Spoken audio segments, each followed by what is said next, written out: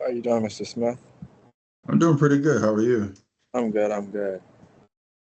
It looks like we're the first ones on here. Oh, there goes Marianne. Hi, Marianne.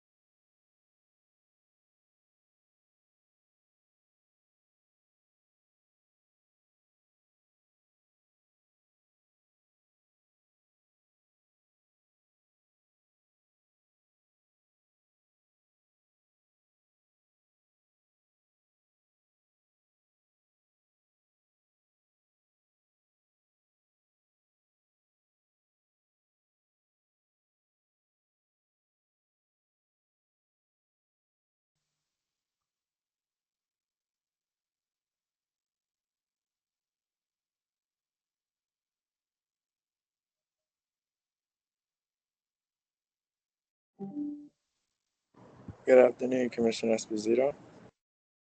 Afternoon.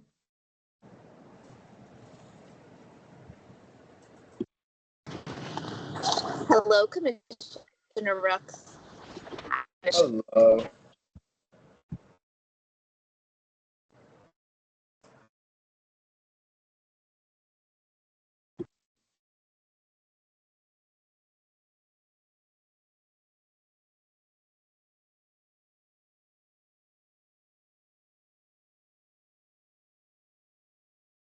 Looks like we're waiting on one more person.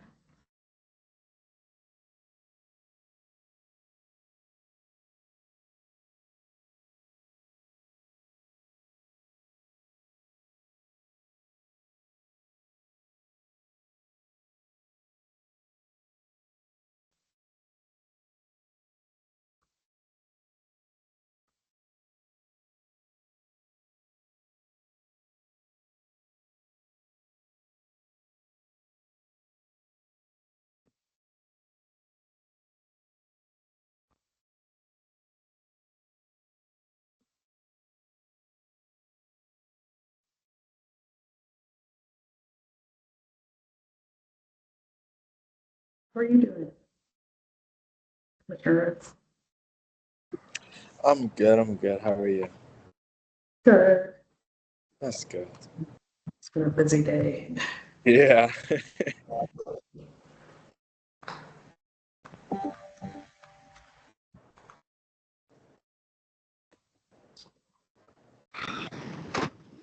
At least it's a nice day out. That helps.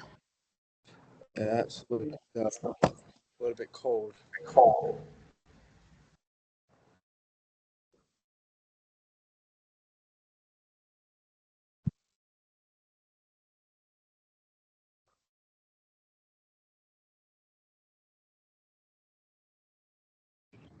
I'm going to apologize ahead of time. I'm en route to the airport, so I'm here with laptop open, but I will probably stay motion off to not give people motion sickness. Okay. I think I'm having trouble, like my connection with these meetings is always a bit of a challenge, so I can't see everyone in the room. I know Commissioner Sally's out today. Is Commissioner Redding Lallinger here? I do not see him, but I'm reaching out to him now. Okay. I talked to him this morning, and I think he's planning on attending, so we should be.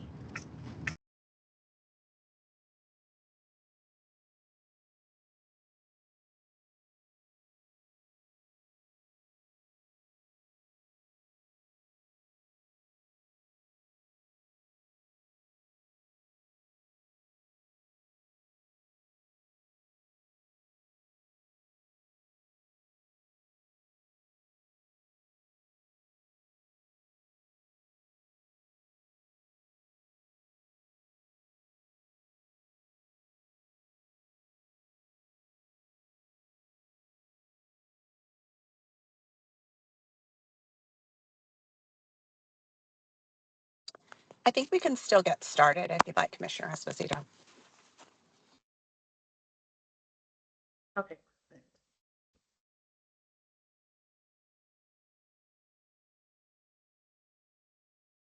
So good afternoon, everyone. Thank you for coming to the Policy Committee meeting. I'm Commissioner Esposito. I'm the chair of the committee, and I'd like to welcome everyone to the October 15th Policy Committee meeting.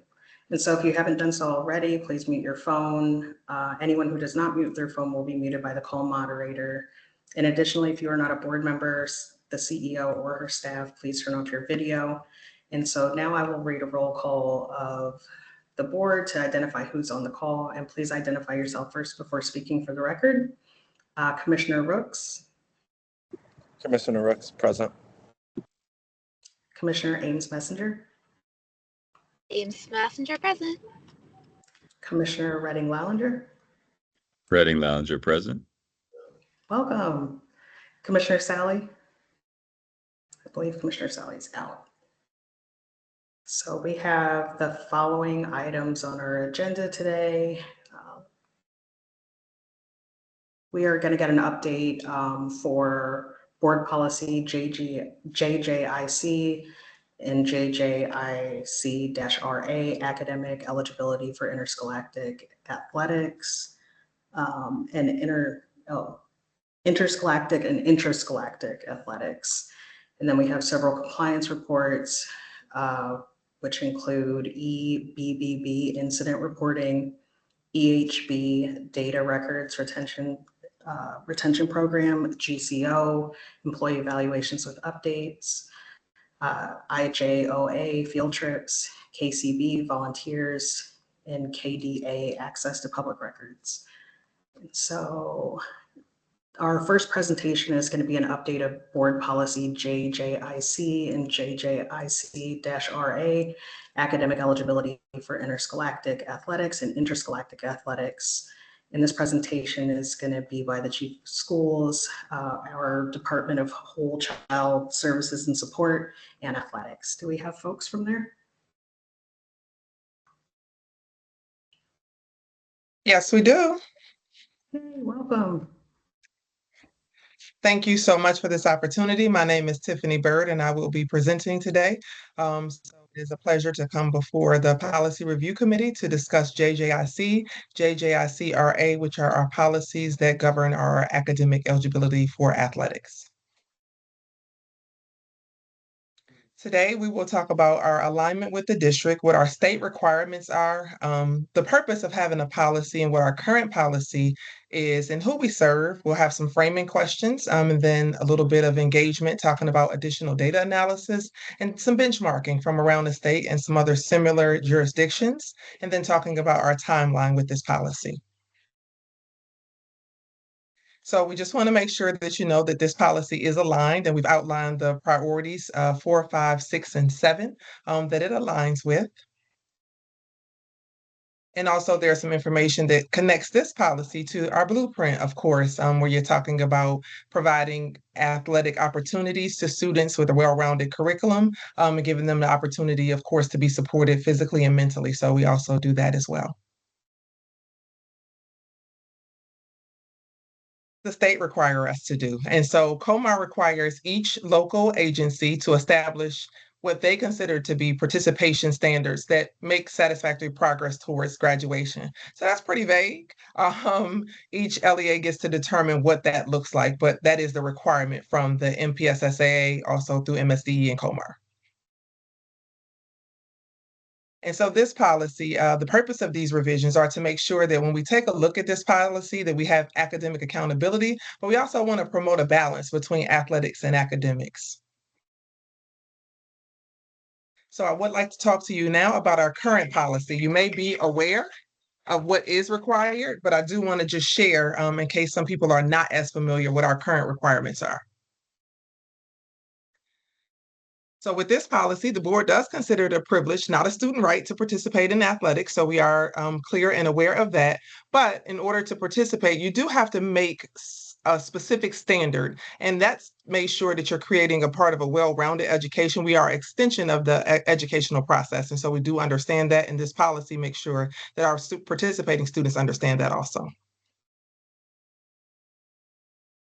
So here in the policy, you'll see the reference to the word interscholastic. That refers to students that are in grades 9 through 12, so our high school and secondary students. And then you'll see interscholastic defined in this policy to relate to students in grades 6 to 8.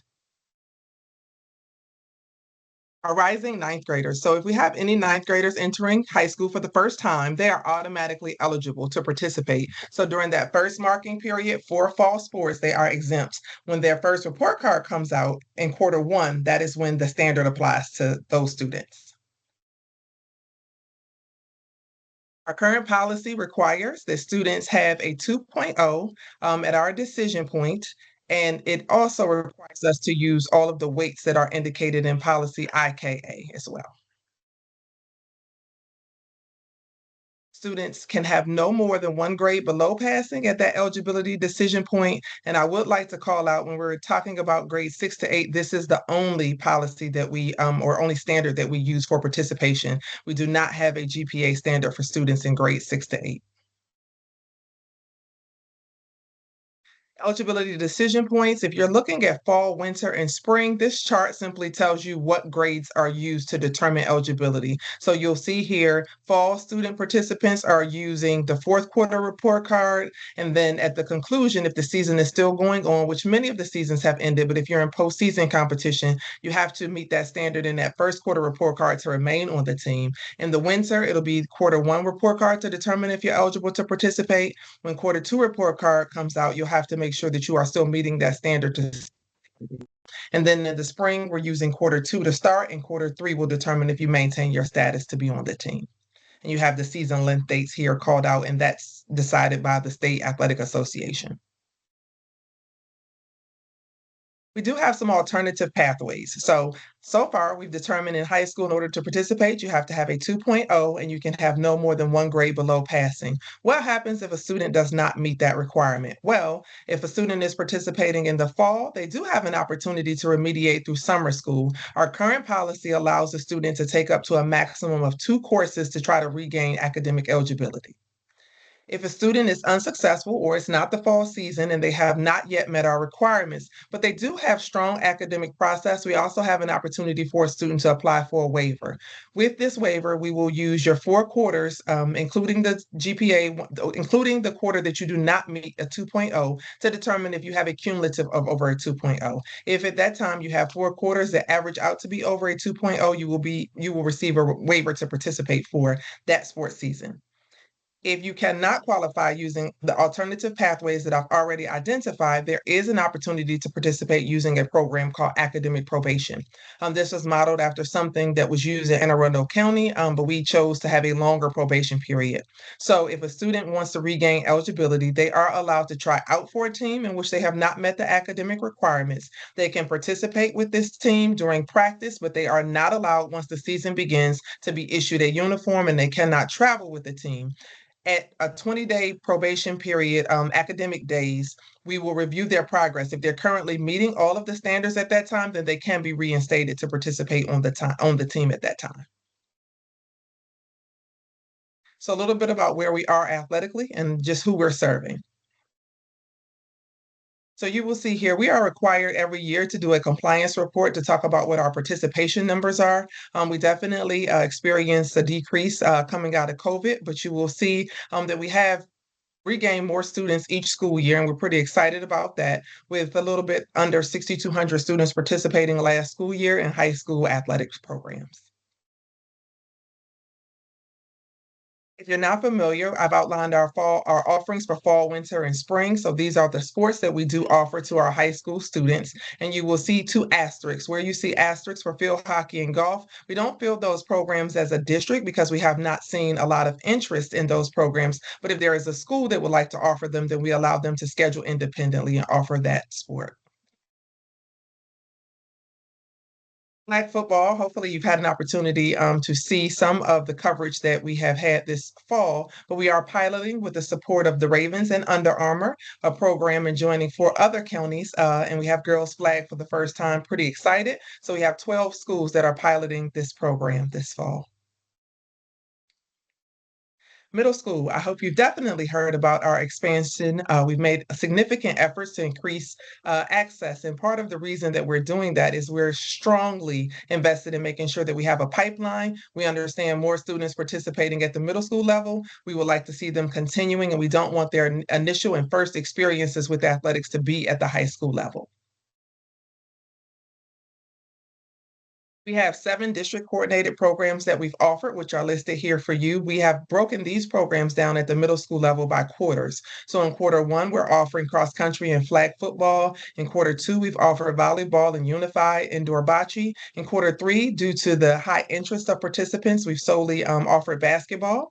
And then in quarter 4, we do a unified track and field and outdoor bocce program. If you're not familiar in calling out the unified programming, this is our opportunity to make sure that students with disabilities can also participate and have these same sport athletic experiences that are offered to peers. And in our participation here, we were able to have 81% of middle schools participate in a program either through our district coordinated programming or what we've offered through vendor programming. We've made significant improvements in health and safety. So I just want to share with you today that we have 15 full-time athletic trainers hired and working. This has significantly enhanced the training that we offer to students and to coaches. And we've had an opportunity to provide greater access to physicals and improve collaboration with medical agencies. We even piloted a program with one school this fall to have doctors on the sidelines during our football contest. We made significant advancements in technology. We have an opportunity to better track heat and hydration.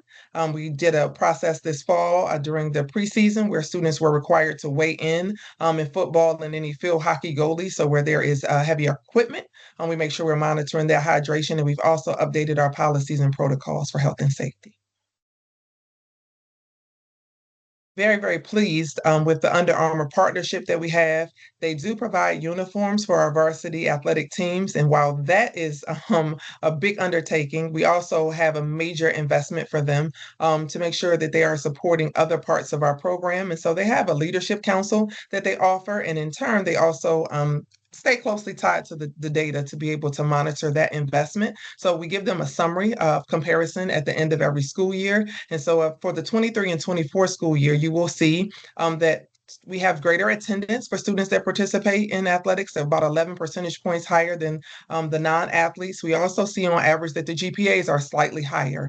So you'll see for athletes, last school year was a 2.57 average versus a 1.88. And then in previous years, you definitely also saw considerably higher promotion rates and graduation rates, but that data for last school year has not yet been finalized. So I just want to go through a few of the framing and next steps for our programs as we talk about potential revisions to this policy. When we're calling out any barriers to participation or some of the questions that we feel like this revision needs to answer, we want to talk about our current requirements. Are we at all limiting access to students that may benefit and use sport participation as motivation? Equity and access is also critical when we're looking at our student demographics. What steps can be taken to ensure that this access is equitable to all students? Impact on student well-being and engagement. We saw coming out of COVID how students expressed concern with not like being participating and involved with other students. And so when we are selecting our teams, are we at all impacting overall school engagement and sense of belonging when students are connected to activities such as athletics? Effectiveness of academic probation has been something that has been called out. We have a system for probation, but is it really serving its intended purpose? And that's something that we would definitely like to examine. We want it to be used to improve the academic performance, but not as a crutch to allow students that are not performing well to be allowed to continue to participate. And then we need to call out and talk about extracurricular alignment. One of the questions that we often get asked is, should comparisons to extracurricular participation be considered? Students that are participating in activities that may be similar to robotics, band, choir programs, and other programs, they don't have those same requirements. So some people ask us to examine the fairness and equity of that. And then are there any other barriers to participation that we should definitely consider while we're reviewing this policy that may be negatively impacting student participation? Our stakeholders, this is tier 3 level engagement. So we've identified some stakeholders that we know that we have to contact throughout this process to make sure that will include but not be limited to our advisory, equity advisory committee.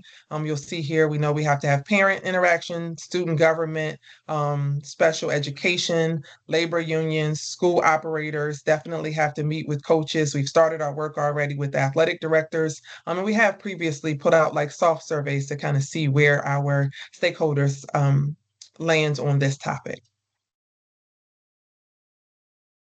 So some of the feedback from the previous work we've done, we've had an academic advisor say, yes, academic probation needs to be a more stringent process or have a higher criteria. There was an administrator that called out that she feels like if you are passing in the fourth quarter, that should supersede, or for the year, that should supersede a fourth quarter grade, because we do use fourth quarter to determine if they're eligible for the fall. And she thinks that your final grade, if that's passing, should be considered instead of that. Athletic directors, they think that the 2.0 requirement is something that we should hold, but it shouldn't be that or the number of failures. So they think it's like a one or the other type thing.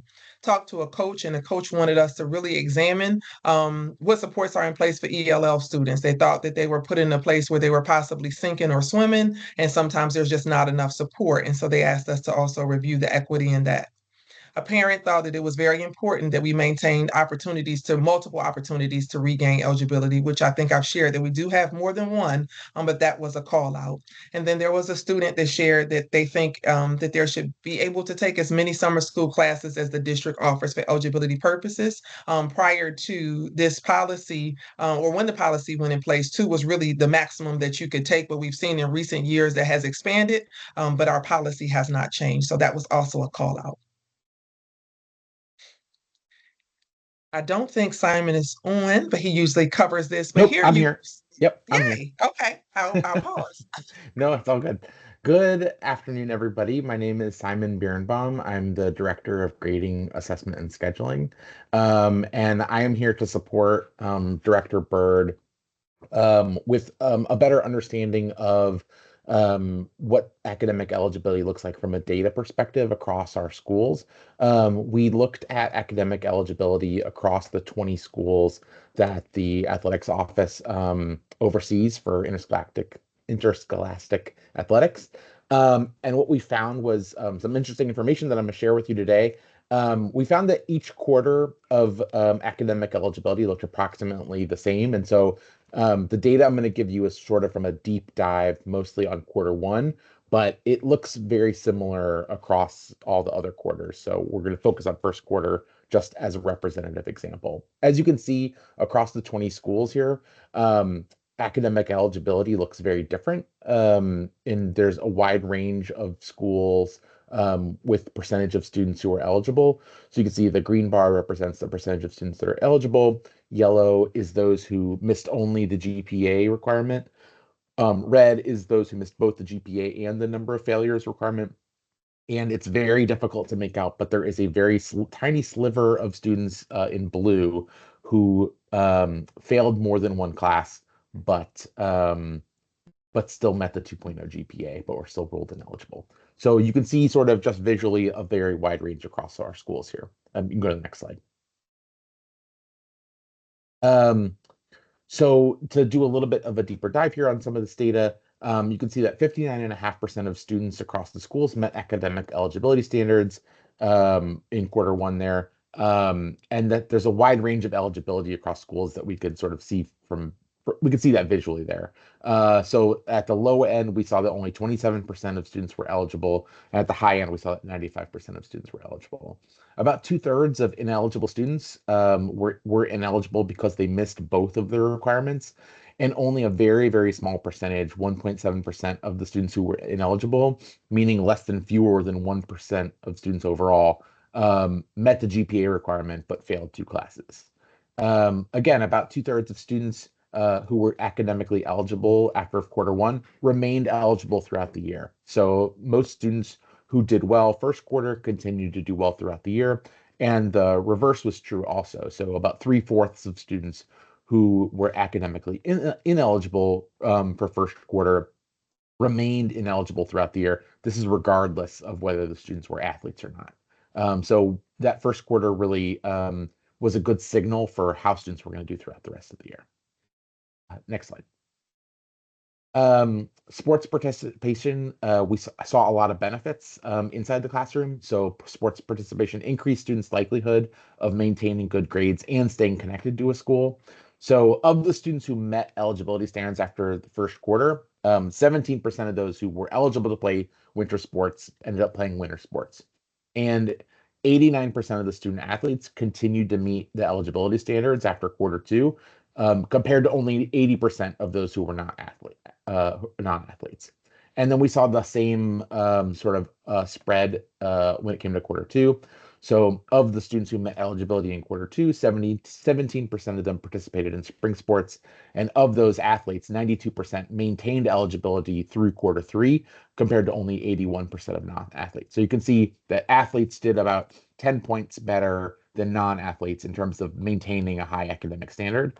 And of the almost 4,600 students who were freshmen last year, first-time ninth graders, about 12% of them participated in fall sports. So that was when all of them were eligible. So if you just look at every kid has a chance to play, about 12% of them participated in sports at either the varsity or JV level.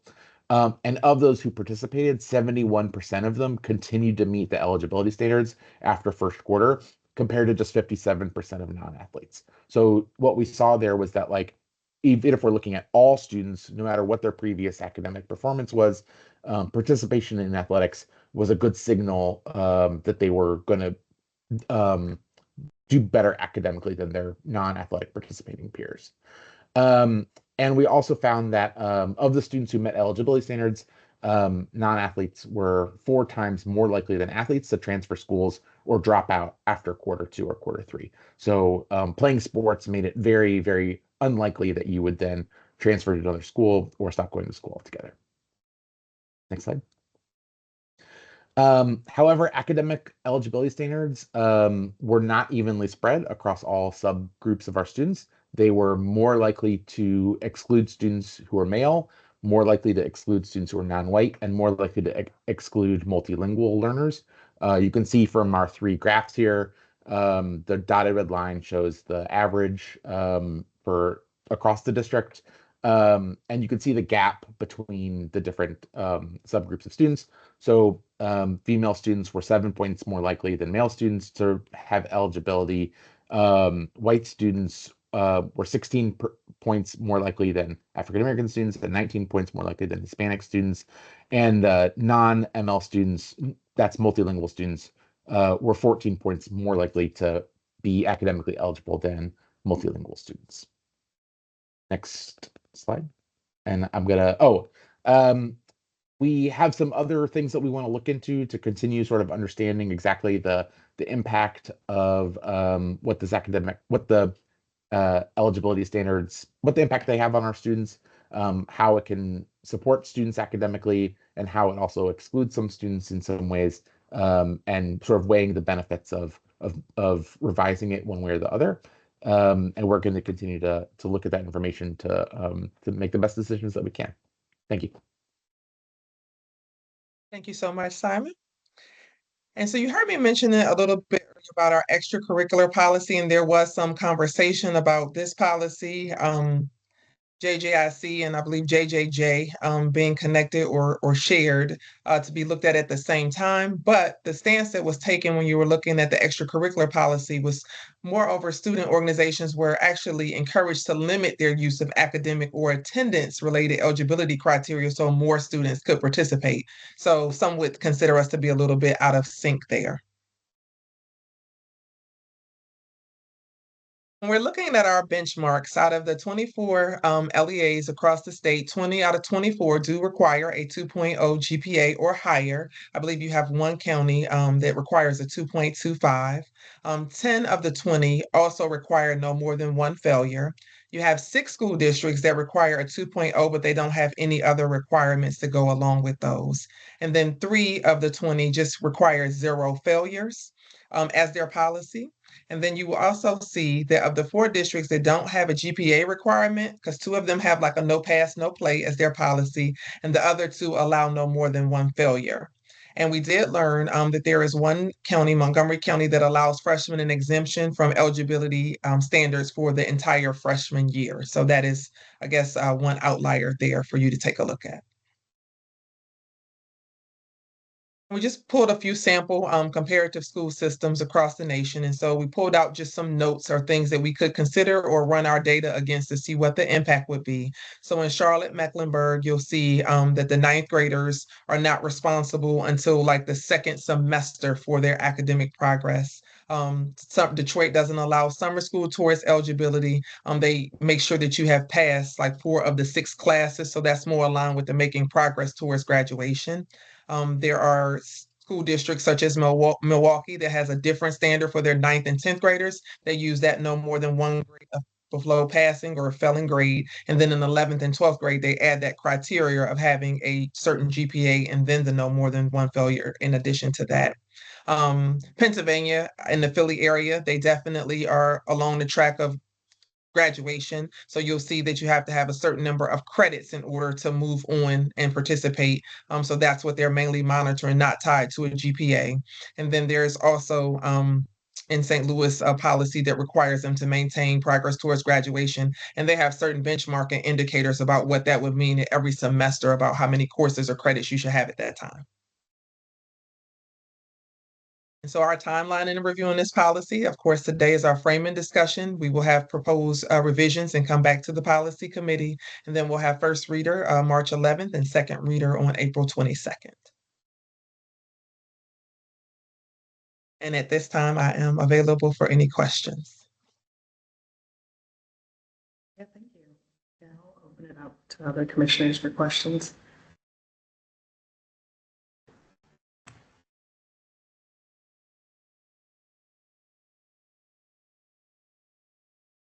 I guess I have a quick question related to attendance. Has there been kind of any thought process about is that been used historically as a marker? I mean, like when you talk about that's kind of, it works, attendance is an incentive for some kids, like sports are an incentive for attendance for some kids and they're not for others. And looking, given attendance data is what it is and the efforts, has there been any thought process around that?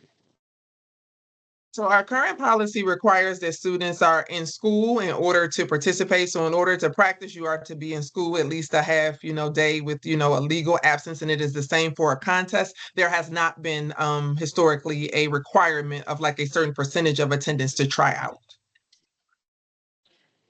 So it would only be during the season that you're playing versus for off season. Yes. I didn't see anything about behavior. Do individual schools impose behavior standards? And I mean specifically around suspensions and eligibility. We don't have a district-wide policy on that? Well, you are ineligible to participate if you are suspended from school or attend any events during the time of the suspension, but you are not like disqualified, like if you have been suspended at any point in the year. But during the time of a suspension, if you are on a team, you are ineligible to participate. Right. Thank you. Okay. Can I also ask, I guess I'm curious about for those students for whom we think, and I think there's a big chunk for whom sports is a motivator. I guess I'm curious the degree to which they think some of these alternate pathways are actually attainable. Because I think if you think you can actually, get your grades up in those 20 days, for example, for the academic probation period, you might actually be motivated to do it. But if you think that's not even possible, then I could see it not being a motivator. So I guess I'm just anecdotally, I would love to hear from you as you talk to folks around the district. Do students actually, like students who come in on probation, do they think that they actually will be able to do it? Does it seem to, that's the place that I think seems potentially ripe for change if it currently feels out of reach. But I don't know. So I'm curious what you're hearing. I do appreciate that call out. That's one of the questions that we are also asking and interested to get in student forums, because we do see a percentage of students that will sign up for probation, but they don't complete it. Like those students are on a contract, it has to be signed. And if this wasn't clear to the group, I apologize, but we also require them to have a certain number of support hours. Like it isn't just the 20 days. So some students don't complete that process. And we do want to know, like the ones that don't complete it, why is it? Does it seem unattainable? Are you getting to a point? And for some of our students, I'll just be honest, it appears that a lot of it might be like missing work. And so when somebody's tracking that and checking that, it's kind of easy to shift the needle and turn it around. But that's a great question. It is definitely something that we want to probe deeper into as well, about the students who do not participate, sign up, give us a contract, but don't finish that period, the why. And we do kind of like have a survey, but sometimes the academic advisors can't get them to complete it, because that's the question that we want to know also.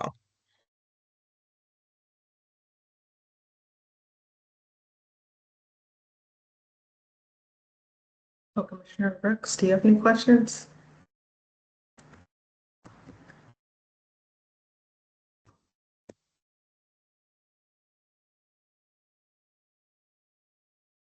And the only question that I have is, I appreciate like the waiver option, but could you share a little bit about what types of situations would initiate a waiver? So when you're referencing the academic waiver, we understand that there are some students who may have experienced difficulties, whether they're like home challenges, medical challenges. And so the waiver's intent is to say like one rough patch or whatever, or one low quarter won't automatically exclude you from participation if you have a history of having GPAs higher than that. And so we would take the 1 quarter that was low, average them with the last 3. And if that is over a 2.0, using the standard that you have shown to be typically a pretty strong student, or a student who meets the requirement. And so a number of reasons students have requested the rate waivers, but it's just to try to avoid saying one like low GPA will exclude you from participation. Gotcha. That's really helpful. Any other questions from commissioners? One more thing I'm thinking about. So, sorry for all the questions. No, I love them. Please don't. Okay. I was looking at MCPS's policy about eligibility for the entire freshman year. And I guess I was thinking that if you are someone who is motivated by sports, but you don't play a fall sport, and you never actually get a chance to experience your sport because you're already ineligible by the time it comes around, could that be, letting ninth graders see what it's like and sort of feel what it's like to be a part of the team? And I guess my question is there evidence that there are kids for whom that is true? Like, do you see more participation in fall sports? I was looking at your compliance report. It seems like there is more participation, but I don't know if that's just because fall sports are more popular.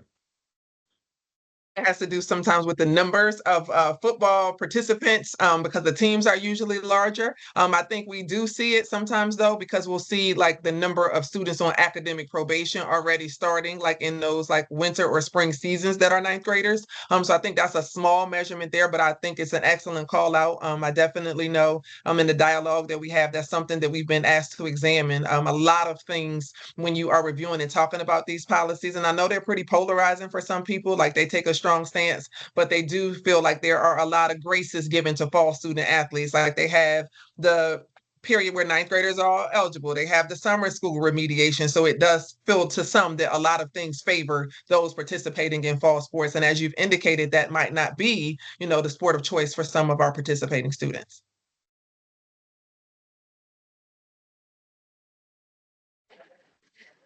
In terms of shout outs, I did want to I know you've gotten a lot of credit for the flag football, and that's great, but I'm working with a group of sixth grade girls now, and it is like different human beings. Their energy, their enthusiasm, their practice, it's really has been a motivating thing for them to be engaged and on track in school. So I think, how do we think about bringing unlikely populations, focusing on girls, focusing on middle school, just like really well done in the energy and thoughtfulness and organization that went into that. So thank you. Thank you so much. I'm happy to hear that. I had an opportunity last week to catch a little bit of a game, and it was pretty exciting to see. Yeah, a very large team walkthrough for one school with all girls. So I'm pretty excited. I'm passionate about all the work I do, but I do have a special spot for the female participants.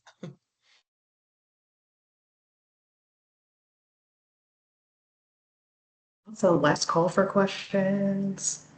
Everyone good? Yay, thank you. Thank you so much. Thank you. And I know, let me double check.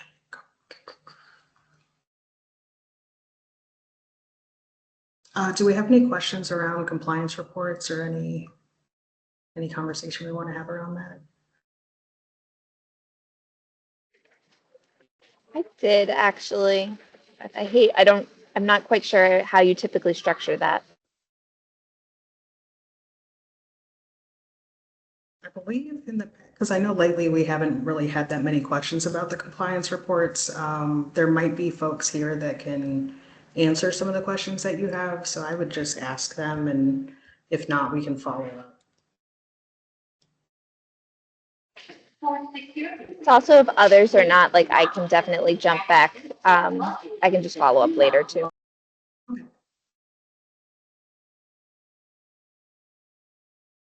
Good afternoon. This is Lyle Monroe from OAA. Which compliance report do you have questions on?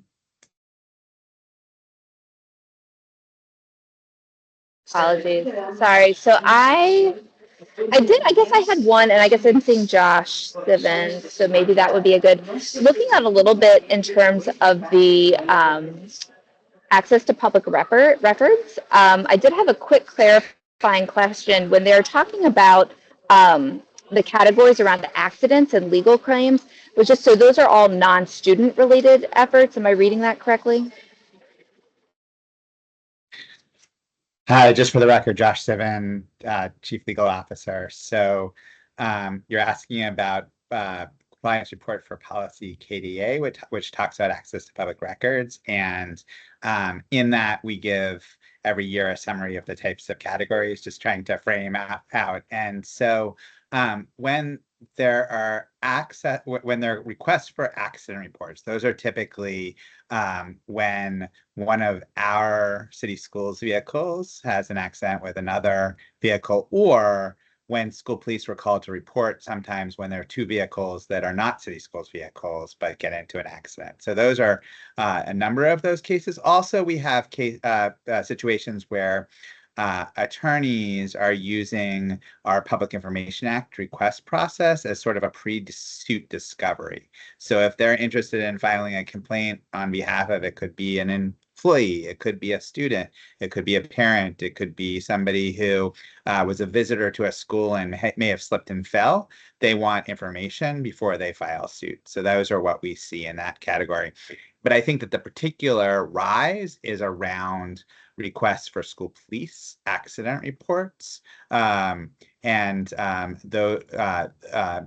are when the school police are reporting to the scene of an accident. So I guess maybe just thinking about that, and I want to shout out the multiple teams and really multidisciplinary effort there's been ramping up towards body cams and just thoughtfully thinking about that. But part of that huge issue is around how do you deal with data storage, data access. And so like looking at that, this is already going into an increase, like just thinking about logistically, what have been kind of some of the lessons learned, realizing the amount of data that we're going to be managing and the types of data is going to be increasing dramatically over the next couple of years. And just kind of thoughts about how those two will intersect. Yeah, so I think we have a lot of lessons learned broadly on Public Information Act requests. One is to be really thoughtful about referring requesters to already publicly available information. So often it is the case that while somebody asks for a particular thing, we have a already public document or a board presentation that gives a lot of information about that, and that's really what the person wanted. So once we point them to a publicly available piece of information, that satisfies the request. So we've been able to quickly get people to general information that sometimes satisfies the request and really allows us to conserve resources for the requests that are more time intensive. Similarly, a lot of people don't realize that there's so much information in board letters for contract awards. So when they ask about a contract and we can point them to the board letter, that often satisfies the request. So I think that's an important lesson learned. I think also another important lesson learned is that so requesters will ask for something that they may not realize takes a tremendous amount of resources, and we'll respond to them and say, as is a part of the Public Information Act, we are going to have to charge for that because it has resources. But if you agree to limit that in X way or Y way, or you agree to wait a month until we have a publicly available data set, we can give you that for free. And so that sort of back and forth is often critical to both get people things they need, but also to conserve resources. So I think in this situation, and then conversely, sometimes we found that it was helpful just to have a more standardized process for those accident reports. So now that those are all channeled through MPIAs, you see an increase, but that actually has helped the school police have a central place where they can get those requests in and respond. So that's taken a burden off of them. So it's part of it is which staff respond as well as what the response is.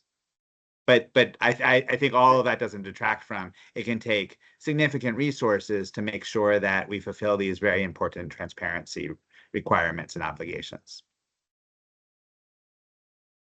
Thank you. That's very helpful. Thank you. Are there questions? Commissioner Redding-Lallinger? Yeah, sorry, it was on a different. I'll hold because I didn't know if someone else had questions on that particular compliance report. Mine was about a different one.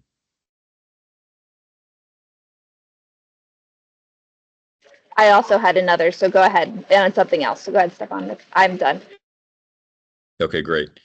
I was looking at EBBB, incident reporting, and this is I'm a newer board member. This is my first time seeing this particular compliance report.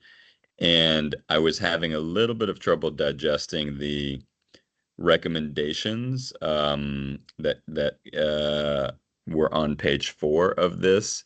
And it might be because I'm not fully understanding some of the data in here. So I was actually hoping, I'm not sure who the most appropriate person is, but if someone could actually walk through just really quickly at a high level the recommendations here, and I may have a follow-up question about once I sort of better understand those. Hello, everyone. For the record, my name is Ashley Trenier, Special Assistant in the Office of Human Capital. So the recommendations you're referring to for Board Policy EBBB, incident reporting, we partnered with the school's office to really figure out how we can best approach some of the areas of improvement that we saw. And so what we recognized was that for HC, we specifically work with the with workers' compensation. And in reviewing and preparing for last year's compliance report, we recognized that there was just some house cleaning that we needed to do. And so what we want to do is make sure that they have all the information that they would need on an annual basis. And the information that I'm referring to is making sure that they have the proper list of schools, making sure that we're getting the right information from them. So what that will look like is if an incident were to happen at a school, we can offer up some drop downs just to make it a little bit more user friendly. Because what we're recognizing is that oftentimes because the information is being submitted by the person who was injured or a representative, it doesn't always have the most accurate information. And so we were just really just trying to like streamline it to make it user friendly and clean up some of the mistakes that can happen in the process of transitioning stuff over to city schools. As it relates to the as it relates to the revisions and working with the school's office, we saw that we needed to clean things up or perhaps make things a little bit more user-friendly as it relates to the reporting emergency incident at your school. And that was to make sure that if you were to say, give me an example. Feel free to chime in at any point. I just want to make sure I'm using the right terminology. If you were to say that there was a bomb threat at your school, we wanted you to be able to like clearly say there is a threat here. Or if someone were to say come in with a baseball bat, actually separating it out, because the way the policy is written currently, it really does it partners incidents together in a way that doesn't necessarily allow for us to share out the most accurate information. And so what we want to do is make sure that whenever we're speaking and whenever we're giving out information, it does reflect as accurately as possible, because the way that things currently are, it leaves a little bit of space for ambiguity. Yep. Yeah, and just to tag on to what Ashley's referring to, a lot of the original emergency management documentation was created by our operations department, because previously the emergency management was shared between operations and schools. So the vantage point about what an emergency is kind of leaned a little bit more towards the operational side versus the situational side, what Ashley referenced. Like we had a lot of codes that reference like biohazards, weather emergencies, and things like that. Unfortunately, in the increased collection and storage of data, we're seeing that the trends are aligning more to outside incidents that may happen and cause our schools to be locked down. We do track loss of seat time for MSDE and things of that nature. So what we have is what we consider a reverse lockdown. And that could be for any type of outside incident. And that's not always weather related. That could just be something where we're holding the children inside because there's some type of criminal or police activity that we want to shelter them from. So those are things that aren't currently captured in the report system. So we're trying to work to collect, we have it collected, but we're trying to, instead of just putting other, we're trying to find a more strategic way to categorize it for the upcoming school year so that we can actually isolate that type of reporting incident, and it probably will make the data look more realistic in that way. Yeah, and I think to piggyback, I feel like we're piggybacking, but it's really important to make sure that we're giving all the context. But something else that is important to note is that we not only wanted just to make some improvements on what we saw as far as our forms, we also just wanted to make sure that schools were getting proper supports. And so to make sure that that was happening, we were trying to make it so that the school's office, and I'm saying school's office, specifically around like the manager, SOS, all those folks had this information. And if additional supports were needed to give to principals or other leaders in the building, then they were able to do that as well. Great, thank you. And that's where, and I'll just ask this one follow-up. I think that's where a lot of my question sort of arose, is that there's some real outliers in the data. And I could see maybe, it's either a situation where stuff's happening a lot at a school for whatever reason, or there was one incident that affected a lot of people. And so I was curious, like, how that data, how often is this data being looked at, and then who does this get like forwarded to or referred to in terms of the support? So if you're seeing a trend early in the school year with a number of incidents at a particular school, just walk me through the process of, like, what does that look like? Nick, do you want to chime in on the data collection process? And then Commissioner Lallinger, if you have a specific, we turned the report in like a month ago, so it's not off the top of my head which incident you're referring to or category. If we can get more detail on that, then we can also, accompany a response for that portion as well. We collect data, honestly, on a vast array of incidents, from simple assaults in the schools, meaning like a fight or something like that, to, like they were talking about, an incident that might have happened in the community that caused a lockdown. So if there is a major incident that happened outside of the school, we're also tracking that. As far as specific incidents, maybe if you're referring to something like what happened at the Carver situation, incidents like that, we do track those kind of data.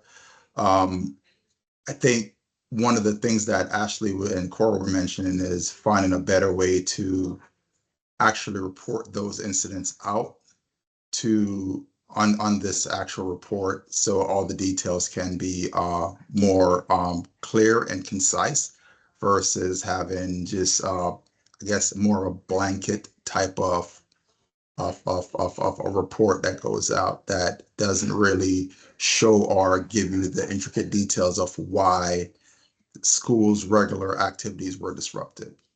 I just wanted to chime in, though, that to go back to Commissioner Lallinger's question. So we are looking in the school's office, the ILADs and the school managers get these reports. They're looking at them for their particular schools and following up and looking at patterns. I also think one thing that just can take from all these comments is we want to make sure that all schools are reporting consistently in the same way, and that the the patterns where you see high numbers for particular schools could be that those schools are really good at reporting, right? And so the reforms, the recommendations that we want to put in place is to get that data so it's more systemic, to align the data that Nick Smith deals with on school police, the school's office deals with, human capital deals with on workers' comp. So we really have and can do, Commissioner Lallinger, what I think you're gesturing towards, that systemic risk and also response analysis, not once a year, but ongoing on a regular basis. Yep, and to piggyback on what Josh is saying, sorry, Commissioner, the second to last dash under the recommendations actually speaks to what it is that you're looking for too, making sure that we're actually reviewing this data quarterly, and we're getting out the information and putting some supports in place. Got it. But so currently it's not happening quarterly, it's annually. Is that what you're saying? So no, that's not the case. Like as far as a whole school district, it's annually, but as Chief Sivan and Ashley just mentioned, when we do see those upticks within CLNs, we come together and we try to strategize, and that's in a compilation with our wholeness department, our ILED CLN managers, like we bring that stuff together and we try to Right. figure out what the outliers are. Also, what kind of supports that we may be missing out on that these students are needing, or what are the gaps? Sometimes it's a staffing issue. Sometimes it's outside incidents where we need referrals from our partners and agencies that's spilling into the school. But as far as a blanketed message or training for our school leaders, we're working on making that more of a interactive type of thing that we can do quarterly instead of what our yearly updates are that we push out during our Operations Institute. Yeah. Thank you for that context, and I appreciate you working with me. You know, I'm new here, so I'm trying to Okay. I'm trying to understand how it works. But I appreciate Yeah, the and I think clarification. Chief Shorter wants to chime in because he's been giving us a lot of support with our outside agencies upon his Yeah, entry. so a lot of the stuff that we get, so how you doing today? I'm gonna see if I can cut my camera on him. So I think what Nick was saying was like our primary goal is the collection of the data. Then once we share it, it's further broken down by different aspects of the school district. So when we get the information, a lot of information that we just didn't have, those relationships that I've been able to reach out to various agencies to push this information in. So it may not even be an incident where we may know about, but because of those relationships, I can now reach out and pour back into the system to say, hey, this incident occurred. If it's 2 miles, 5 miles, 10 miles, it still can be an incident where a person was injured if it's a bus accident, that we have to chase the bus around the city to find out who actually was on the bus. So I think as for us, it's about the collection of the data and ensuring that the data that's collected is audited, is correct, is not duplicitous, that is correct. And then those other entities within the school system filters it out, as Cora and Josh said, is then looked at for any patterns, trends, or clusters. I hope that helps.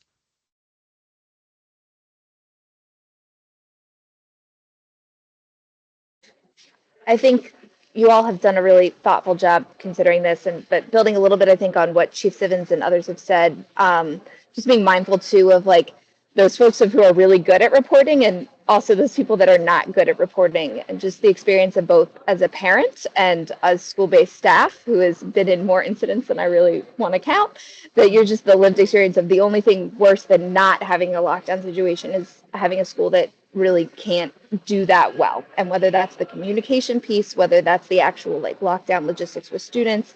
So I think just making sure that we're not disincentivizing, and I appreciate kind of the ongoing coaching model of looking that there's really great science and research on how to do this. And I appreciate your team's work to make sure that we're implementing that.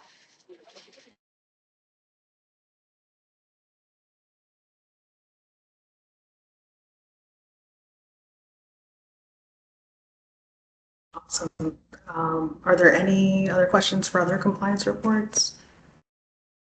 Or for this one? I had one last one, and I'm sorry for so many. It was looking on the work around the employee evaluation, which on the GCO, which first of all, well done. I appreciate it and I'm excited. I was wondering about the number of people that are not falling under the evaluation. So people who are exempt. Like if we had a ballpark for the number of district staff that would be exempt from the new evaluation. Yeah, hi. Good afternoon. My name is Jessie. I'm the Director of Employee Effectiveness out of Human Capital. And please let me know if I've not fully answered your question. In terms of who is exempt or would not be eligible for evaluation, those would be temporary employees or contingent workers. So for example, like a substitute teacher, we would not consider as like a city schools employee who'd be evaluated under one of our evaluations. But we span and have evaluation structures in place for folks who are both in any of our unions, so they're affiliated with one of our bargaining unit partners, or those who are unaffiliated, again, as long as they're not a temporary employee or contingent worker. But so presumably that would go all the way up through cabinet and CEO level. I mean, not CEO, but up through cabinet level positions, the same evaluation model. Yeah, so as an example, the work we've done around the district leader effectiveness evaluation, when we were piloting and field testing the 360 feedback survey on people leadership, members of cabinet also participated in the pilot and field test. Thank you so much. That's a really hard lift. Your team's doing a lot of work. Thank you for your thoughtfulness. Thank you so much.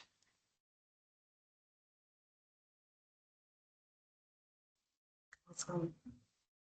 Are there any other questions for other compliance reports? And thank you for your response to. Thank you to everyone for being on here.